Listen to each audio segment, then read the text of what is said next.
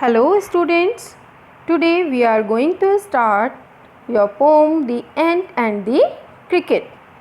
The Ant and the Cricket is a fable written in the form of a poem by Greek writer Aesop. A fable is a short story in which animals behave like humans and convey a message. The poem The Ant and the Cricket is a story of two insects, a cricket, a grasshopper-like insect, and an ant. The cricket is silly that does not care about the future and keeps enjoying the summer season rather than collecting food or making a shelter for itself. On the other hand, the ant is wise. Instead of wasting time, it gathers food for itself and makes shelter. Let's start the poem. First part. A silly young cricket, accustomed to sing through the warm sunny months of gay summer and spring, began to complain when he found that at home his cupboard was empty and winter was come. Not a crumb to be found on the snow-covered ground, not a flower could he see, not a leaf on a tree. Oh, what will become, says the cricket, of me? The poet says that there was a silly young cricket. Cricket means a grasshopper-like insect who was accustomed to sing. He used to enjoy through singing during the spring and the summer season. Gay means happy and enjoyable. The poet calls spring and summer seasons gay because they are full of life. There is greenery everywhere. Food and water are in abundance. Abundance means in a large amount. There was a plenty of food and water. However, soon those months of rejoicing and joy passed away and winter came. Now the cricket was in trouble. He began to complain when he found that his cupboard was empty at his home. There was not even a crumb. Crumb means a small fragment or a small piece of bread. There was nothing to eat. There was snow on the ground and he could not see even one flower or a leaf on the tree. Seeing this, he becomes sad and exclaims, "Oh, what will become of me?" Next stanza.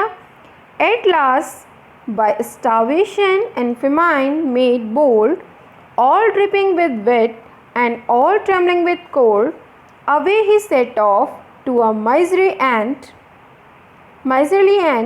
to see if, to keep him alive, he would grant him shelter from rain and a mouthful of grain. He wished only to borrow. He would repay it tomorrow. If not, he must die of starvation and sorrow. The cricket had not eaten anything and was starving with hunger because he had nothing to eat. So he was in a condition that he was supposed to die with starvation. It mustered its courage and set off to seek the help of miserly tiny ant to provide it a mouthful of grain, that is food and shelter from the rain. There was famine. Famine means unavailability of food, chilling cold and perhaps raining, which made the cricket wet and shiver a lot while travelling. It wished the ant to lend it some food and shelter and promised to repay by the next day, or else it will die because of chilling cold, hunger and sorrow of not doing anything. Next stanza. Says the ant to the cricket, I am your servant and friend, but we ant never borrow, we ants never lend. But tell me, dear cricket, did you lay anything? Did you lay nothing by when the weather was warm? Quoth the cricket, not I.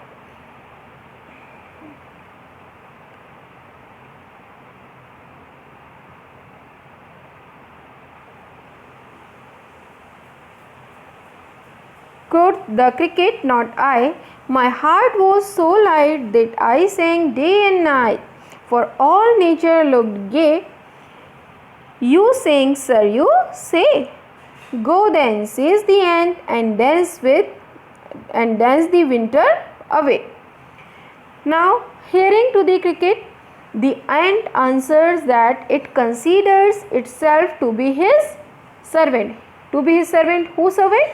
Cricket's servant, as well as a friend.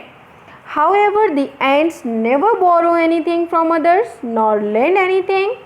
Saying this, the ant asked the cricket, why did it not gather anything when the weather was warm? Now the ant asked the cricket, why didn't you gather anything? Why didn't you collect anything for eating when the weather was warm? During spring and summer, when it was appropriate time to gather the food. Hearing to the ant, the cricket replies that its heart was so light, that is, it was quite happy and did not care about the future. The cricket further says that it kept singing day and night, that is, all the time, as all nature looked gay, that is, everything looked very happy and joyful. He thought that the beauty of spring and summer, as well as abundance of food and shelter, will always remain there. He never cared about the future.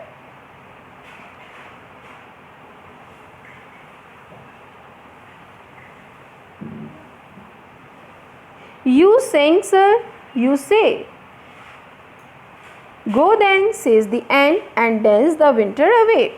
Thus ending, he hastily lifted the wicket, and out of the door turned the poor little cricket. Folks call this a fable, I will warrant it true. Some crickets have 4 legs and some have 2. Listening to the cricket, the ant tells him that he was singing and enjoying during the spring and summer. Now he should do the same and the winter will go away. Saying this, the ant hastily lifted the wicket, that is, quickly ended the conversation, and pushed the poor cricket out of the door. In the last 2 lines, the poet says that fox means people call the story of ant and cricket a fable. Fable means an untrue story. However, he thinks that the story is quite true because there are many crickets with 4 legs as well as with 2.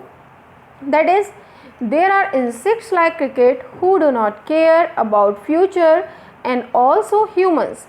Crickets with 2 legs here refer to human who do not care about their future and repent when the time is gone. Now, what message you got through the poem? What you learned through the poem? Basically, the poet wants to make you understand the importance of the time. Whatever you are doing or whatever you are planning to do it right now. We should never waste our time, and we should plan earlier whatever we need in future. Thank you everyone.